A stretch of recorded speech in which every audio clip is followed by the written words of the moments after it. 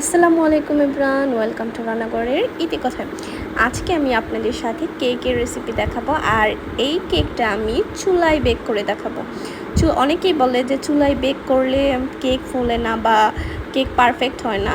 তো আমি আজকে আপনাদেরকে চুলায় বেক করে দেখাবো বেকারি স্টাইলে যেই কেকগুলো আমরা খেয়ে থাকি, তো ওইগুলা। তো প্রথমে আমি চুলাতে একটা কড়াই বসিয়ে এটাকে আমি 5 মিনিটের মতো হাই হিটে গরম করে নিব। তারপর আমি কেকের ব্যাটারটা দিয়ে দিব। তারপর আমি এখানে 30 থেকে 35 মিনিট এটাকে ব্রেক করে নিব। এই তো দেখেন আমার কেকটা তৈরি হয়ে গেছে, কতটা সুন্দর পারফেক্টভাবে হয়েছে। আমি দেখাচ্ছি কেটে আপনাদেরকে।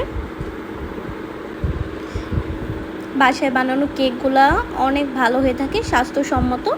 আপনারা অবশ্যই বাসায় তৈরি করে কেক বাচ্চাদেরকে দিলে সেটা অনেক ভালো হয়, কারণ বাইরের খাবারগুলা এতটা ভালো থাকে না। তো এই যে দেখেন আমি স্লাইস করে কেটে নিয়েছি, যে কতটা সুন্দর হয়েছে, একদম পারফেক্ট।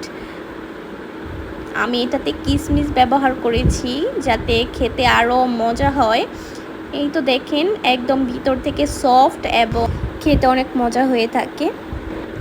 আর অবশ্যই এরকম আরও ভিডিও পেতে হলে আমার চ্যানেলে অবশ্যই সাবস্ক্রাইব, লাইক, কমেন্ট, শেয়ার করতে হবে। আর সবাইকে আমার পাশে থাকতে হবে। আল্লাহ হাফেজ।